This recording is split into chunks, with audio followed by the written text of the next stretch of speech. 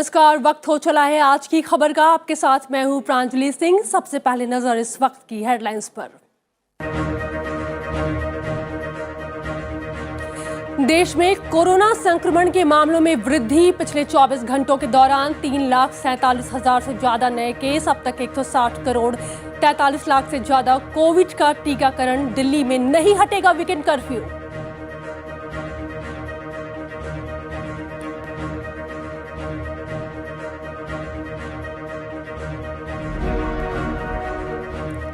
उत्तर प्रदेश में पहले चरण के लिए नामांकन का काम पूरा। यूपी के दूसरी और गोवा और उत्तराखंड विधानसभा चुनाव के लिए नामांकन प्रक्रिया शुरू।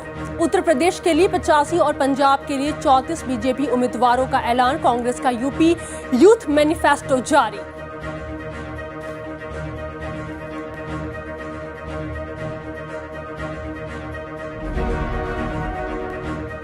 देश विरोधी कंटेंट पेश करने वाले 35 यूट्यूब चैनलों पर कसा शिकंजा। केंद्र सरकार का 2 Twitter account, Instagram account, website और एक फेसबुक का अकाउंट भी ब्लॉक। देश विरोधी गतिविधियों में शामिल होने का आरोप।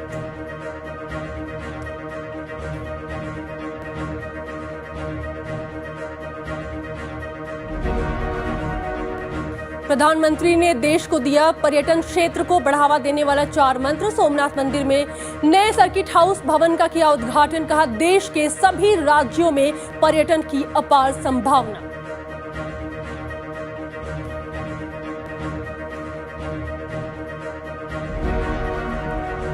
इंडिया गेट पर अमर जवान ज्योति का राष्ट्रीय समर स्मारक में जल रही अनंत लौ के साथ विलय। देश के लिए बलिदान देने वाले सभी सैनिकों के सम्मान के लिए राष्ट्रीय ज्योति। इंडिया गेट पर नेताजी सुभाष चंद्र बोस की भव्य प्रतिमा स्थापित करने का भी ऐलान।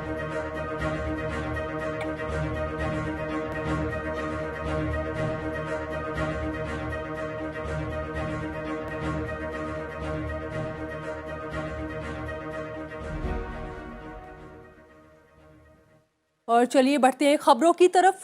सबसे पहले बात करते हैं कोरोना की।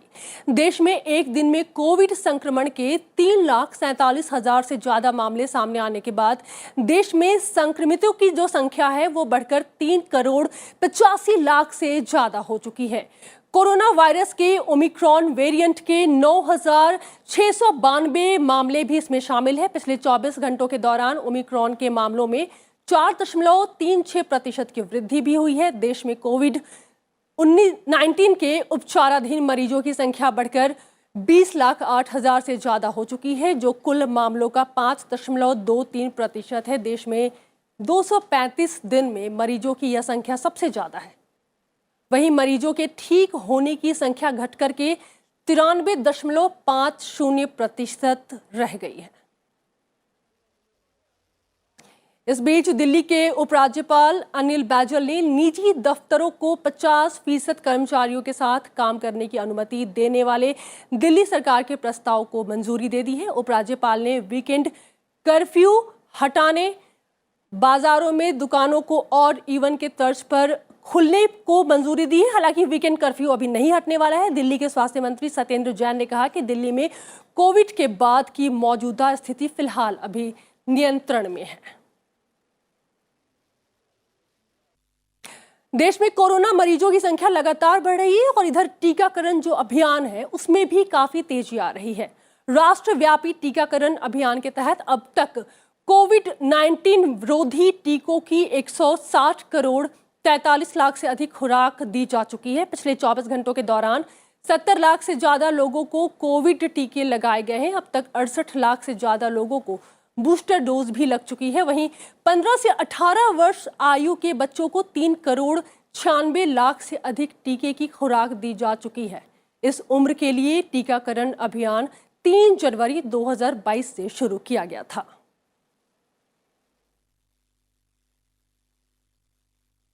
और एक बड़े फैसले की बात करते हैं। केंद्र सरकार ने बहुत बड़ा फैसला लेते हुए देश विरोधी गतिविधियों में लिप्त 35 यूट्यूब चैनल को ब्लॉक करने का निर्देश दिया है और इन चैनलों के माध्यम से देश विरोधी कंटेंट पेश किए जा रहे थे, ऐसी दलील सरकार की तरफ से दी गई है। सूचना प्रसारण मंत्रालय के संयुक्त सचिव विक्रम सहाय ने जानकारी देते हुए कहा है कि 20 जनवरी को मंत्रालय को मिली खुफिया जानकारी के आधार पर 35 YouTube channel, 2 Twitter account, 2 Instagram account, 2 website और 1 फेसबुक अकाउंट को ब्लॉक करने का निर्देश जारी हो चुका है। उन्होंने कहा है कि सारे अकाउंट्स पाकिस्तान से संचालित हो रहे थे, जो कि भारत के खिलाफ गलत जानकारियां दुनिया भर में फैला रहे थे। Based on fresh intelligence inputs which the ministry received, we have issued directions for blocking 35 YouTube channels, 2 Twitter accounts, 2 Instagram accounts, 2 websites and a Facebook account, and orders have been issued to the respective social media intermediaries and to the internet service providers through the Department of Telecom for blocking all these accounts, which is underway. And the common factor amongst all these accounts have been, as it last time, that they operate from Pakistan and spread fake anti-India news and other content. प्रधानमंत्री नरेंद्र मोदी ने आज video के माध्यम से गुजरात में सोमनाथ मंदिर के पास नए सर्किट हाउस का उद्घाटन किया है। समारोह को संबोधित करते हुए प्रधानमंत्री ने कहा कि देश में पर्यटन की संभावनाओं का पता लगाने के लिए प्रयास किया जा रहा है। उन्होंने यह भी कहा कि पर्यटन केंद्रों का विकास केवल सरकारी योजनाओं का ही हिस्सा नहीं है, बल्कि जन भागीदारी का एक अभियान भी है। इसके साथ ही उन्होंने ये भी कहा कि हमारी सांस्कृतिक धरोहर के विकास का यह एक बड़ा उदाहरण है। पर्यटन क्षेत्र दुनिया के कई देशों की अर्थव्यवस्था में बड़ा योगदान दे रहा है। भारत में भी हर राज्य और क्षेत्र में पर्यटन की अपार संभावनाएं हैं, इससे हम इनकार नहीं कर सकते हैं। आज के समय में पर्यटन बढ़ाने के लिए 4 बातें आवश्यक हैं। पहला, स्वच्छता। पर्यटन बढ़ाने के लिए दूसरा अहम तत्व है सुविधा। पर्यटन बढ़ाने का तीसरा महत्वपूर्ण पहलू है समय। पर्यटन बढ़ाने के लिए चौथी और बहुत महत्वपूर्ण बात है हमारी सोच।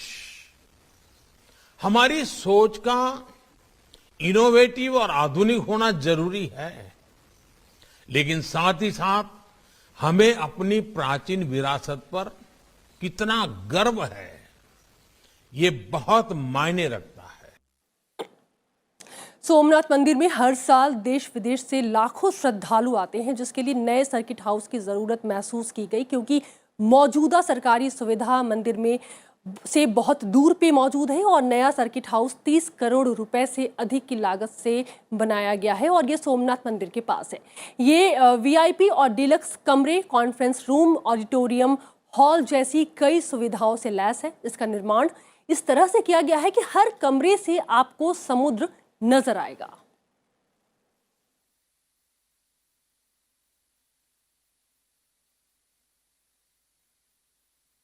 और अब 5 राज्यों में होने वाले विधानसभा चुनाव से जुड़ी खबरें।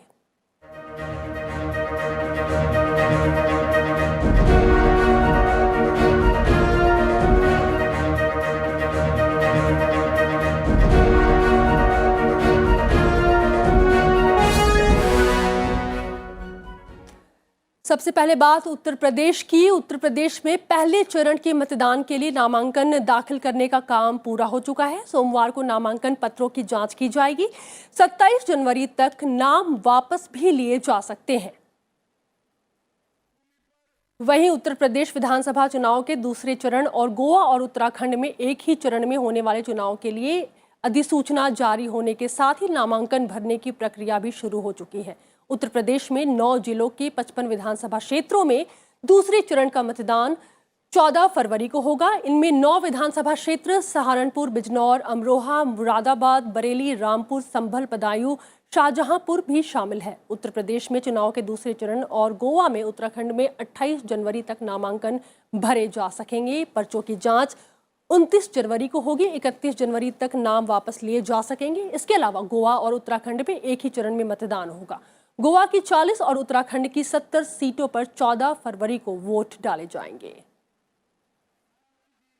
बीजेपी ने उत्तर प्रदेश विधानसभा चुनाव के लिए एक और सूची जारी कर दी है और इस लिस्ट में 85 उम्मीदवारों के नाम हैं। इसके अलावा बीजेपी ने पंजाब विधानसभा चुनाव के लिए उम्मीदवारों की पहली लिस्ट जारी कर दी है। बीजेपी ने उम्मीदवारों की पहली लिस्ट में 34 उम्मीदवारों के नाम की घोषणा की है।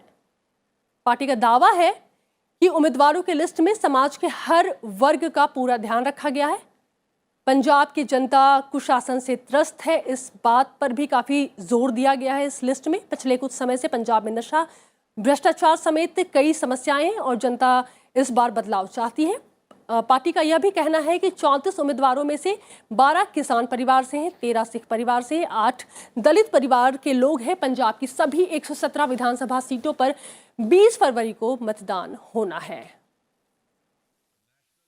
इस बार पंजाब की जनता इन चुनावों में सभी को चकित करेगी और हमें पूरा भरोसा है कि भारतीय जनता पार्टी का गठबंधन बहुत अच्छा प्रदर्शन करेगा और आने वाले भविष्य के अंदर भारतीय जनता पार्टी वहां पर एक विकल्प के रूप में खड़ी होगी।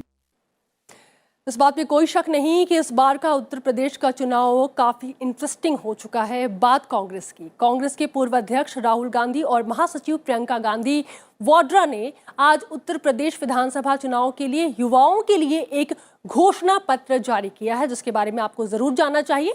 इस मौके पर राहुल गांधी ने कहा है कि उत्तर प्रदेश के युवाओं को एक दृष्टिकोण की जरूरत है और ये दृष्टिकोण उन्हें सिर्फ कांग्रेस पार्टी ही दे सकती है। कांग्रेस महासचिव प्रियंका गांधी ने कहा कि उत्तर प्रदेश विधानसभा चुनाव के बाद सरकार गठन के लिए विपक्षी दलों की गठबंधन की परिस्थिति पैदा होने पर उनकी पार्टी इस पर विचार जरूर करेगी। कि यूपी के युवा का जो भविष्य है उसके लिए कांग्रेस पार्टी के खोखले शब्द नहीं मगर एक स्ट्रेटजी, रोजगार हम आपको कैसे दिलवाएंगे, किस प्रकार हम आपको रोजगार दिलवाएंगे। ये नहीं कि हम आपको कह दें कि भाई हम आपको 10 लाख, 20 लाख, 30 लाख, 40 लाख रोजगार देंगे, मगर कैसे देंगे, ये इस मैनिफेस्टो में हमने लिखा है।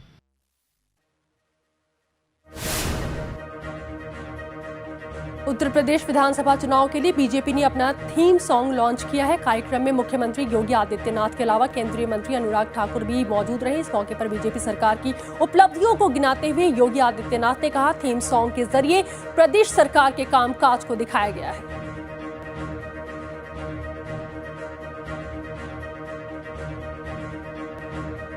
15 करोड़ लोगों को प्रतिमाह डबल डोज राशन की सुविधा भी प्रदान करने का कार्य डबल इंजन की भारतीय जनता पार्टी की सरकार ने किया है। 5 लाख नौजवानों को सरकारी नौकरी, 1 करोड़ 61 लाख नौजवानों को निजी क्षेत्र में नौकरी और रोजगार, 60 लाख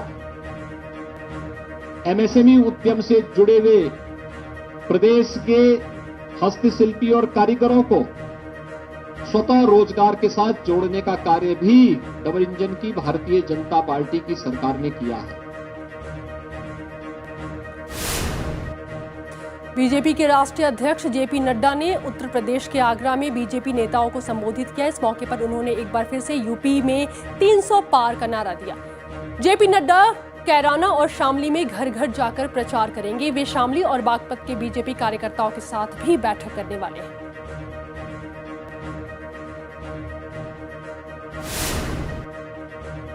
और इधर आम आदमी पार्टी ने उत्तर प्रदेश विधानसभा चुनाव के लिए अपनी तीसरी सूची का ऐलान कर दिया है। इस सूची में कुल 33 उम्मीदवारों के नाम आ चुके हैं, जिसमें कि 1 पूर्व आईएएस, 2 पीएचडी, 2 9 पोस्ट ग्रेजुएट और 13 ग्रेजुएट शामिल हैं।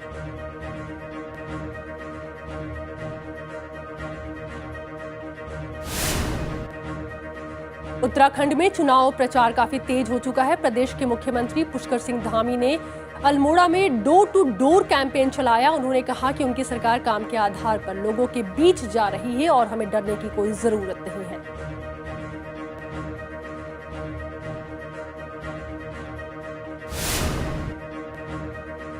उत्तराखंड बीजेपी से 6 साल के लिए निकाले गए पूर्व कैबिनेट मंत्री हरक सिंह रावत अपनी बहु अनुकृति के साथ कांग्रेस में शामिल हो चुके हैं। इस मौके पर कांग्रेस नेता हरीश रावत भी मौजूद रहे। उन्हें हाल ही में बीजेपी ने पार्टी से निकाल दिया था।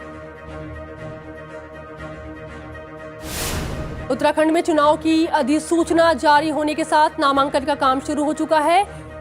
कोरोना संक्रमण की वजह से पहली बार ऑफलाइन के साथ ऑनलाइन नामांकन की सुविधा भी उपलब्ध। हालांकि ऑनलाइन नामांकन पत्र भरने वालों को भी ऑफलाइन उसका प्रिंट जमा कराना होगा। महाराष्ट्रवादी गोमांतक पार्टी ने गोवा विधानसभा चुनाव के लिए 10 उम्मीदवारों की पहली सूची जारी कर दी है। पार्टी प्रमुख दीपक धवलीकर और उनके भाई सुदीन धवलीकर का नाम सूची में शामिल है। 14 फरवरी को होने वाले चुनाव के लिए एमजीपी ने तृणमूल कांग्रेस पार्टी के साथ गठबंधन किया है। पूर्व केंद्रीय मंत्री और गोवा के पूर्व मुख्यमंत्री मनोहर पर्रिकर के बेटे उत्पल पर्रिकर पणजी सीट से निर्दलीय उम्मीदवार के तौर पर किस्मत आजमाने वाले हैं। बीजेपी से टिकट नहीं मिलने के बाद उन्होंने निर्दलीय चुनाव लड़ने का ऐलान किया है।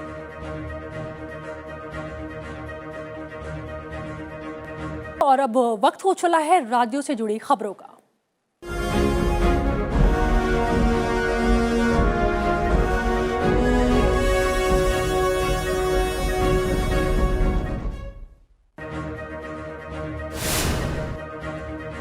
पुलिस कर्मियों द्वारा छुट्टियों के लिए आवेदन करने और उसे मंजूर कराने की जटिल प्रक्रिया को आसान बनाते हुए तमिलनाडु के मुख्यमंत्री एमके स्टालिन ने सीएल ऐप नाम का एक मोबाइल ऐप शुरू किया है और सीएल ऐप में आकस्मिक चिकित्सा और अर्जित अवकाश जैसी 7 प्रकार की छुट्टियां भी शामिल हैं।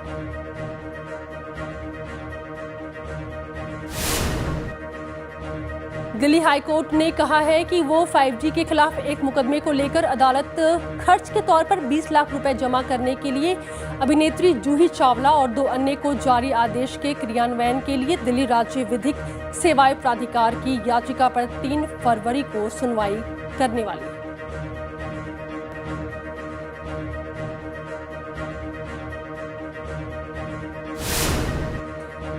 महाराष्ट्र के ठाणे की अदालत ने महात्मा गांधी के खिलाफ कथित आपत्तिजनक टिप्पणी के मामले में आरोपी हिंदू धार्मिक नेता कालीचरण को 14 दिन की न्यायिक हिरासत में भेज दिया है। कालीचरण छत्तीसगढ़ में इसी तरह के मामले में बंद थे, जहां से उन्हें ट्रांजिट रिमांड पर लाया गया था।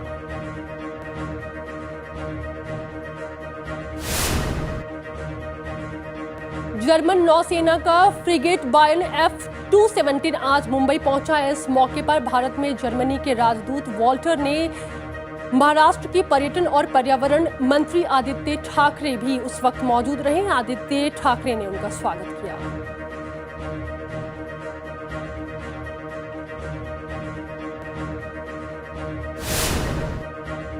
अबू धाबी में 17 जनवरी को हुए विस्फोट में मारे गए 2 भारतीयों का पार्थिव शरीर अमृतसर लाया गया है। दोनों की पहचान अमृतसर के बाबा बकाला साहिब के गांव महसामपुर खुर्द निवासी हरदीप सिंह और मोगा के नाम बागा पुराना गांव नाथों के निवासी हरदेव सिंह के रूप में हुई है। दोनों के शवों को सम्मान के साथ परिवारों को सौंप दिया गया है।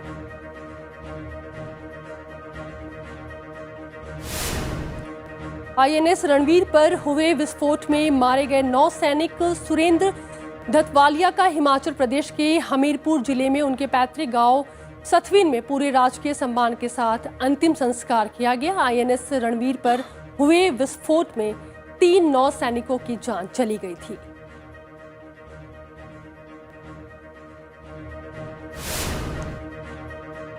कर्नाटक सरकार ने वीकेंड कर्फ्यू हटाने का फैसला लिया है। हालांकि रात 10 बजे से सुबह 5 बजे के बीच रात्रिकालीन कर्फ्यू जारी रहेगा। मुख्यमंत्री बसवराज बोम्मई ने राज्य में कोविड-19 की स्थिति और इसकी रोकथाम के लिए लगाई गई पाबंदियों का आकलन करने के बाद यह फैसला लिया है।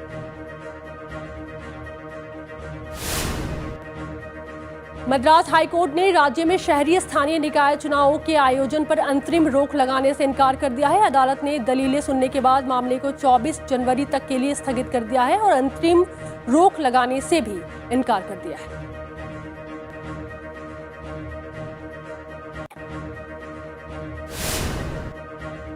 केरल में एक दिन में कोविड के 46,000 नए केस मिलने के बाद प्रतिबंधों को कड़ा कर दिया गया है। यहां स्कूलों को अगले 2 सप्ताह के लिए बंद रखा जाएगा। साथ ही 30 जनवरी तक पूरी तरीके से केरला में लॉकडाउन लगा हुआ है।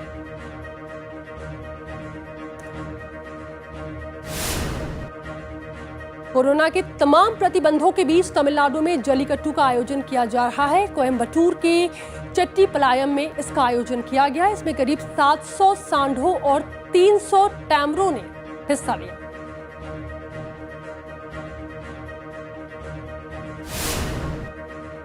दिल्ली एनसीआर के साथ पंजाब, हरियाणा, उत्तर प्रदेश, मध्य प्रदेश, राजस्थान के कई हिस्सों में अगले 2-3 दिनों तक घना कोहरा छाए रहने की उम्मीद है। राजधानी दिल्ली में बीते 3 दिनों से उम्मीद की जा रही है कि आने वाले 3 दिनों में कड़ाके की सर्दी पड़ेगी और बारिश भी हो सकती है, जिस वजह से तापमान काफी घट जाएगा।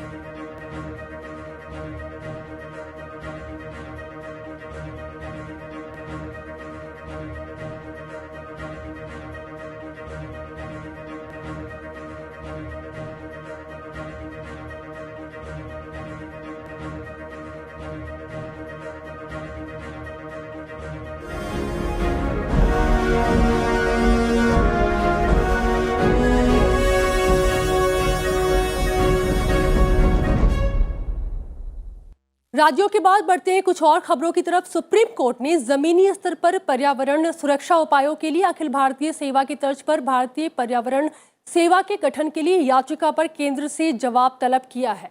पीठ ने अधिवक्ता समर विजय सिंह की याचिका पर केंद्रीय पर्यावरण मंत्रालय को नोटिस जारी करते हुए जानना चाहा है कि क्या वो एक अलग अखिल भारतीय सेवा के सृजन के लिए आदेश दे सकते हैं। याचिका में यह भी कहा गया है कि प्रशासन, नीति निर्माण और राज्य और केंद्र सरकारों की नीतियों के क्रियान्वयन की निगरानी में प्रशिक्षित कर्मियों की कमी है।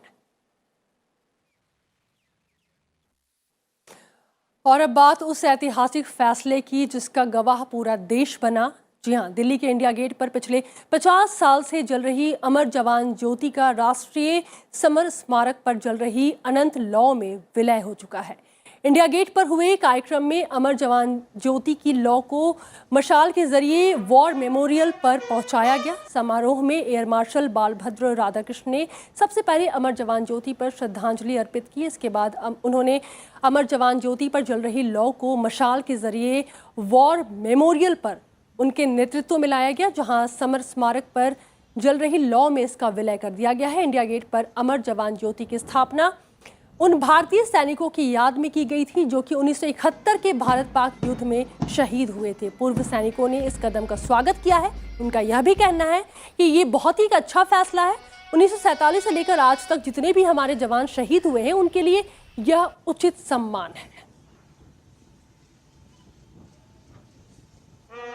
अब हमारे पास एक प्रॉपर वॉर मेमोरियल बन गया है, नेशनल वॉर मेमोरियल। तो ये उचित होगा कि वॉर मेमोरियल के अंदर ही ये अमर ज्योति को मिला दिया जाए। यही हम चाहते थे। जब मैंने नेशनल वॉर मेमोरियल की कंस्ट्रक्शन मैंने करवाई है एज चीफ ऑफ आईडीएस, और उस दौरान जितनी डिस्कशंस हुई, बात आपस में डिसीजंस हुए, ये बिल्कुल एक फिटिंग और बिल्कुल करेक्ट डिसीजन है। इस कदम को लेकर सियासत भी शुरू हो चुकी है। कांग्रेस ने अमर जवान ज्योति का राष्ट्रीय समर स्मारक में जल रही लौ के साथ विलय किए जाने पर सवाल उठाया है। उनका आरोप है कि यह कदम सैनिकों के बलिदान के इतिहास को मिटाने की तरह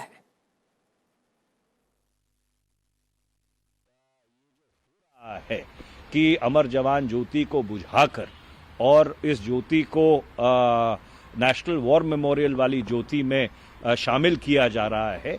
ये राष्ट्रीय त्रासदी है, ये गलत है, ये इतिहास को मिटाने की कोशिश है। हालांकि सरकार ने विपक्ष के आरोपों को खारिज किया है। उनका कहना है कि यह विडंबना ही है कि जिन लोगों ने 7 दशकों तक राष्ट्रीय युद्ध स्मारक नहीं बनाया, अब वे इस तरीके से बात कर रहे हैं। जब युद्ध में जान गंवाने वाले हमारे भारतीय जवानों को एक जगह और उचित श्रद्धांजलि दी गई है तो उन्हें अब दिक्कत हो रही है।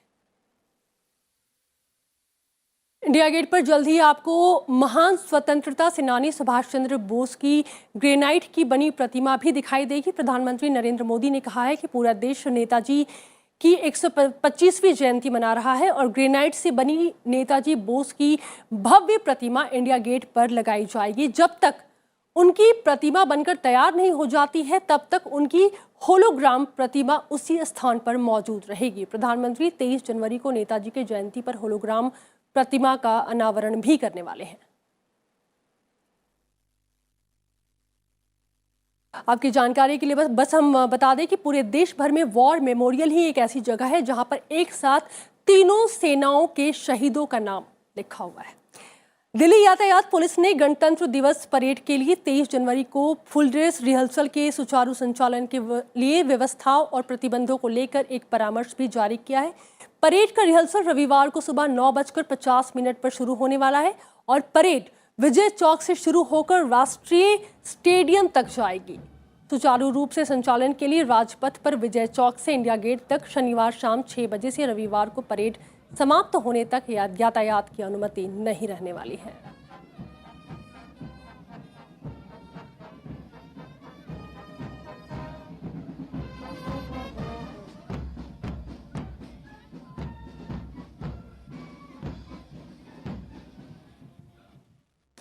मणिपुर, मेघालय और त्रिपुरा आज अपना स्थापना दिवस मना रहे हैं। राष्ट्रपति, उपराष्ट्रपति और प्रधानमंत्री ने इन राज्यों के लोगों को शुभकामनाएं भी दी हैं। राष्ट्रपति रामनाथ कोविंद ने अपनी ट्विटर अकाउंट से संदेश दिया है कि प्राकृतिक संपदा से भरपूर यह राज्य पूर्वोत्तर की जीवंत संस्कृति और अनूठी परंपरा का परिचायक है। उपराष्ट्रपति एम वेंकैया नायडू ने कहा कि ये राज्य अपनी मनोरम सुंदरता, विविध वनस्पति और जीव जंतु सांस्कृतिक विरासत, कड़ी मेहनत के लिए जाना जाता है। वहीं प्रधानमंत्री नरेंद्र मोदी ने मणिपुर, मेघालय और त्रिपुरा के स्थापना दिवस पर इन राज्यों की जनता को बधाई दिया। देश के विकास में उनके योगदान की प्रशंसा की। प्रधानमंत्री ने कहा कि ये राज्य देश के विकास में अपना शानदार योगदान दे रहा है और प्रगति जारी है।